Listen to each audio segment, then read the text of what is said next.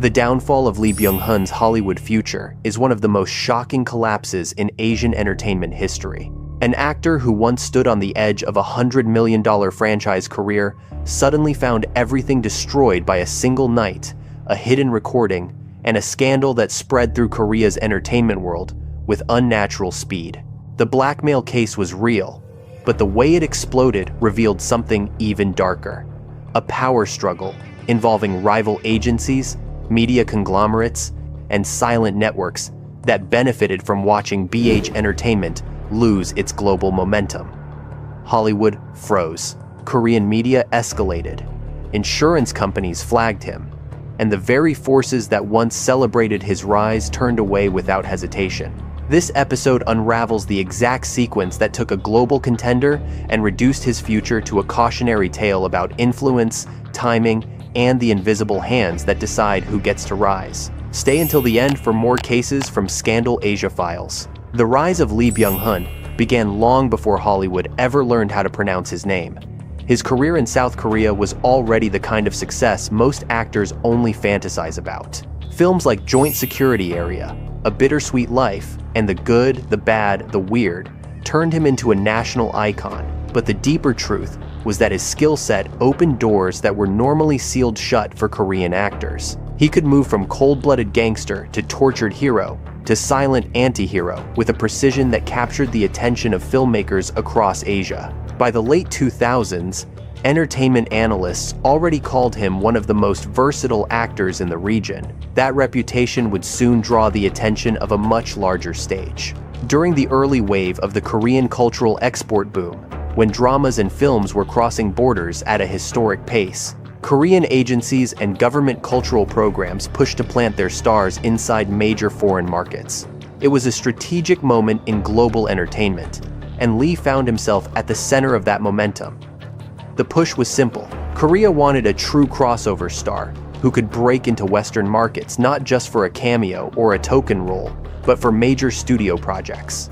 Lee had the profile, the discipline, and the confidence to match. Hollywood noticed. In the years around 2009 to 2013, major studios were under pressure to expand their global market reach. They needed recognizable Asian actors who could carry a franchise in North America while boosting box office performance in Asia. Lee was perfect for that equation. Paramount cast him as Storm Shadow in the G.I. Joe films, a role with enough screen time and narrative weight to transform him from a Korean superstar into a global face. That success opened the door to projects like Red 2, The Magnificent Seven, and Terminator Genesis. Each film, even when not critically adored, reinforced the same message. Lee was the closest thing Hollywood had to an Asian anti-hero who could headline action franchises with North American appeal. By this time, entertainment columnists were already predicting that Lee could become the first Korean actor to build a sustained $100 million Hollywood career. The math was not exaggerated. Multiple film contracts were under internal discussion. Studio executives saw him as a long-term asset who could maintain franchise continuity. Insurance companies viewed him as low risk. Agents believed he filled a niche that had once been held by Hong Kong action legends who were aging out of leading roles. The momentum was so strong that several American producers expected Lee to become the default choice for cold and calculated villains in major blockbusters. It was a future that seemed guaranteed.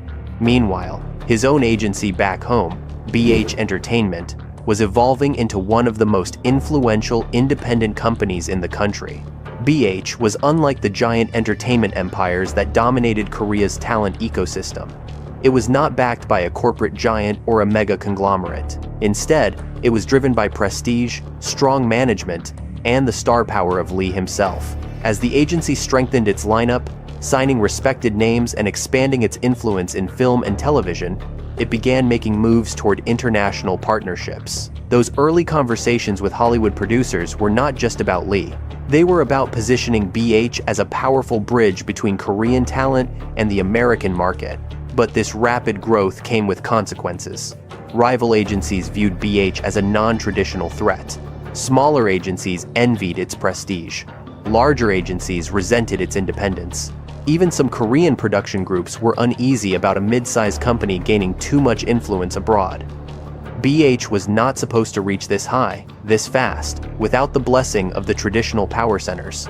As Lee became a Hollywood regular, industry insiders began whispering that he was becoming too global, too financially independent, and too difficult for entrenched entertainment networks to control. Those tensions remained quiet for a time, but they lingered beneath the surface. The Korean entertainment world has always operated through invisible alliances, subtle rivalries, and silent pressure between studios, agencies, and media outlets. Anyone who rises too quickly without fitting into those unwritten hierarchies inevitably attracts attention. Lee was rising faster than anyone anticipated, and his Hollywood future was approaching a level that would give BH Entertainment leverage no independent agency had ever possessed. This was the landscape in 2013 and 2014, a moment where Lee's career stood on the edge of a long-term transformation. Hollywood was preparing to invest in him. BH was preparing to expand with him. Everything appeared locked into place for the next decade of international dominance. What Lee did not know was that a single scandal would soon shatter that trajectory, and that the forces waiting in the shadows were far more complex than anyone imagined. The scandal that detonated in September 2014 was not the kind of slow-building controversy that grows over weeks. It was a lightning strike. News broke that two young women, model Lee Ji-yeon and glam member Da-hee, had attempted to blackmail Lee Byung-hun for 5 billion won, a sum so extreme that entertainment reporters immediately questioned how two financially struggling women thought they could threaten one of Korea's most powerful actors. What gave them the confidence? And more importantly, who guided them? The prosecutors later confirmed that the attempted extortion involved a recorded conversation in which Lee made casual but inappropriate remarks while drinking. The recording itself was not criminal, but the threat to leak it created a public relations time bomb. The moment the story reached newsrooms, something unusual happened. Details that were not part of the initial police briefing began appearing in online tabloids. Some outlets reported fragments of the recorded conversation, even though the court later emphasized that these details came from unauthorized leaks. Entertainment journalists whispered privately that someone with deep access to the case file was feeding the press. These were not random gossip bloggers. These were reporters connected to the main entertainment desks that historically aligned with the largest talent agencies and media conglomerates. Once those desks move, the entire system follows. The scandal grew at an unnatural speed. Within 24 hours, it transformed from a simple extortion case into a nationwide spectacle. Online communities spun conspiracy theories about Lee's private life. Talk shows dissected the women's motives. Tabloids aggressively framed the story as the fall of a supposedly untouchable star. None of this matched the legal reality, which was straightforward. Lee was the victim of extortion. However, the public narrative did not reflect that. The scandal was treated as if he were equally responsible for its magnitude, even though the court later confirmed he had been targeted. The timing could not have been worse. As the story exploded in Korea, Hollywood executives were finalizing plans for the next steps of his career. Discussions for potential sequels and casting expansions were active at Paramount, Skydance, and other studios. These conversations evaporated overnight. Hollywood is deeply cautious about reputational risk, and even though the legal case itself was clear, American decision-makers feared unpredictability, media backlash, and insurance complications. The perception of instability was enough to stop everything. Executives who had supported Lee's long-term path quietly shifted their attention to other Asian actors who carried no such headlines. Internally, some analysts estimated that Lee lost access to tens of millions of dollars in future opportunities within a matter of weeks. As the Korean media frenzy intensified, more irregularities appeared. Reporters received information that could only have come from insiders close to the investigation or from people with direct ties to entertainment power networks. The volume of leaks and the speed of their spread were unnatural. Industry veterans later suggested that rival agencies likely amplified the scandal to weaken BH Entertainment, which had become a thorn in the side of larger competitors. BH was expanding too quickly, signing high-profile actors, and negotiating deals that bypass the traditional gatekeepers of the Korean entertainment sector. When an agency grows without the backing of the major conglomerates, it often becomes a target. That pattern has repeated for decades. Several Korean entertainment reporters later hinted that the scandal benefited three major groups. The first was rival talent agencies that had long resented BH's independence. The second was Korean media conglomerates that preferred actors tied to their own studio families. The third was production networks that disliked the idea of a Korean actor gaining Hollywood leverage separate from their influence. None of these groups were proven to have directly intervened, yet the scandal's rapid amplification clearly aligned with their interests. Online, many fans speculated about a coordinated takedown. While there has never been evidence to confirm such theories, the scale of the media response created the impression that invisible hands were pushing the story forward. Inside the courtroom, the truth was far less sensational. The two women admitted to the extortion attempt. The court ruled that they planned to use the recording to pressure Lee into paying a massive sum. The judges rejected their claim that they were romantically involved with him. They rejected the narrative that they acted out of emotional distress. The legal conclusion was simple: Lee was the victim. Yet by the time this verdict was delivered, his reputation had been shaken in a way that no court ruling could repair. Public perception rarely reverses after a month-long national spectacle. What made the situation even more damaging was the difference between domestic perception and international perception. Korean audiences saw the events as a messy but familiar celebrity scandal. Hollywood, however, has far less tolerance for unpredictability, especially when considering actors for long-term franchise roles. Studios rely heavily on insurance companies when casting action-oriented characters. Even a small risk can make a star uninsurable. The blackmail case made Lee appear exposed to future controversy, and insurers flagged it as a long-term liability. That label alone was enough to derail multi-film deals. Meanwhile, Korean entertainment insiders took advantage of the moment. Rumors spread that BH Entertainment was losing influence. Some rival agencies immediately targeted BH clients, hoping to lure them away. Whenever a mid-sized agency shows signs of weakness, the larger players move quickly. Even if the scandal had not involved criminal activity by Lee, the optics were enough to damage his agency's negotiating power. Several major advertising companies quietly reduced or delayed endorsement campaigns linked to BH talents. Those decisions rarely appear in headlines, but they leave long-lasting financial scars. The domino effect continued. Hollywood stopped calling. Korean studios became cautious about international promotion involving Lee. Investors, always sensitive to risk, scaled back plans for overseas collaborations that had once seemed inevitable. Analysts looking back at that period often describe the blackmail incident as the single most disruptive event in Lee's international career. Not because of its legal implications, but because of how perfectly timed it was to destroy the momentum he had spent years building abroad. Online discussions persisted about whether the women acted alone or whether someone encouraged them. Again, no evidence supports those theories, but the speculation refused to die. The reason is simple. The scandal benefited too many people who had long resented BH Entertainment's rapid rise. When a case aligns so neatly with the interests of powerful competitors, people naturally question whether chance alone is responsible. Yet the only confirmed truth is that the blackmail attempt was real, the recordings were real, and the media treatment was far more aggressive than usual for a case where the celebrity was legally the victim. By the end of the year, the scandal had evolved from a criminal case into a cultural moment, the kind that transforms how an actor is perceived both at home and abroad.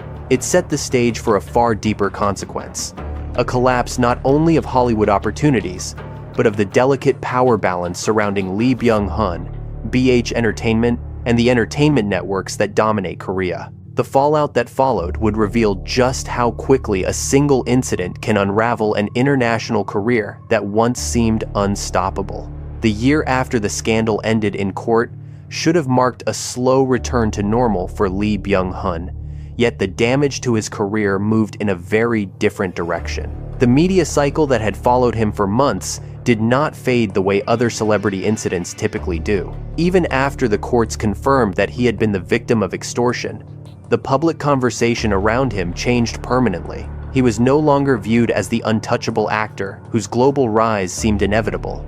Instead, he was framed as a figure surrounded by controversy, the kind of unpredictability that both Hollywood and corporate sponsors fear. The scandal became a turning point that revealed something deeper about the power structure of the Korean entertainment world and the fragile nature of global ambitions. As the dust settled in Korea, the reaction from Hollywood was even more decisive. Executives who had once championed Lee as a long-term investment now viewed him as a risk. Action films depend heavily on insurability, and even a hint of instability can disrupt pre-production plans. In internal studio notes reported by entertainment journalists, insurers flagged Lee as a name that could trigger media complications. That label alone made it difficult for casting directors to justify his involvement in any future franchise projects. The conversations that had once revolved around potential sequels and multi-film partnerships went silent. Roles that were once considered his to lose were quietly reassigned. At the same time, the Korean entertainment industry recalibrated itself. Rivals who had long watched BH Entertainment climb the ranks saw an opening. BH was widely respected as a strong mid-sized agency with an elite roster, but it lacked the deep political and corporate alliances that sustained the country's largest entertainment groups. When BH weakened, the major players moved quickly. Competing agencies approached actors who had been loyal to Lee's company for years. A few remained, while others began exploring alternative opportunities. This shift, subtle but strategic, reduced BH's leverage in both domestic and international negotiations. Without a dominant network to shield it, the agency faced pressure from all sides. As this battle unfolded behind the curtain, the public watched a very different story. Lee released acclaimed performances in films like Inside Men, Master, and later in the drama Mr. Sunshine, proving his talent was not diminished. Yet even those successes did not restore his global momentum.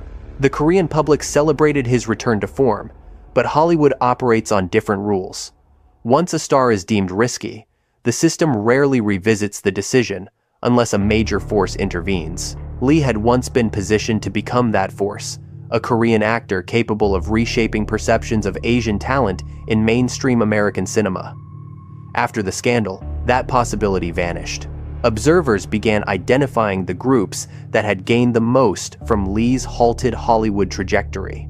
Korean production conglomerates regained control over overseas casting pipelines that had been slipping out of their influence. Large talent agencies reclaimed the upper hand in negotiations for actors seeking global exposure. Media brokers, who benefit financially from both scandals and reconciliations, experienced a surge in traffic and relevance during the incident. The only party that lost power was BH Entertainment, the one entity that had grown strong through independence rather than corporate patronage.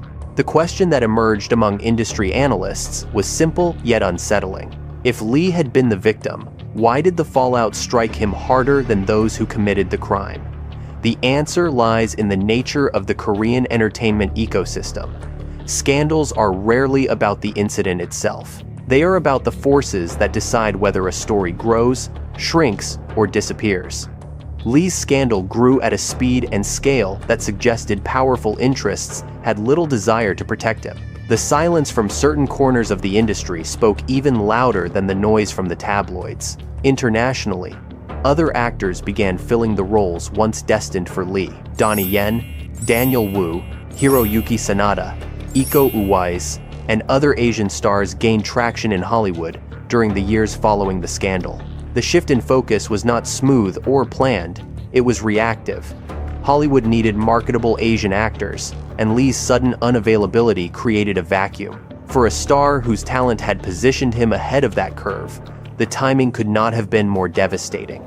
Over time, Lee's domestic legacy strengthened, while his international momentum faded into a what could have been narrative. He became the rare example of an actor whose Hollywood ascent was not halted by lack of talent, lack of opportunity, or lack of international appeal, but by a perfectly timed scandal amplified by an ecosystem ready to take advantage of any weakness. Analysts reviewing the case often describe it as a symbolic moment that exposed the informal hierarchies within Korea's entertainment world. An independent agency pushing too far, too fast. A star becoming too global for the comfort of local power brokers. A scandal presented as a moral reckoning but functioning as a strategic reset. In retrospect, the fall of Lee's Hollywood prospects was not the result of one recording, one night, or one mistake.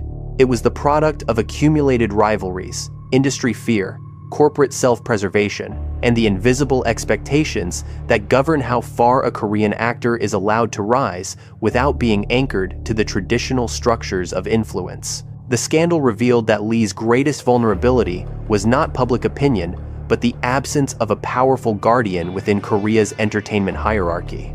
Without that protection, even a clear legal victory could not stop the silent forces that reshaped his future. By the time he fully stabilized his career at home, the Hollywood window had already closed.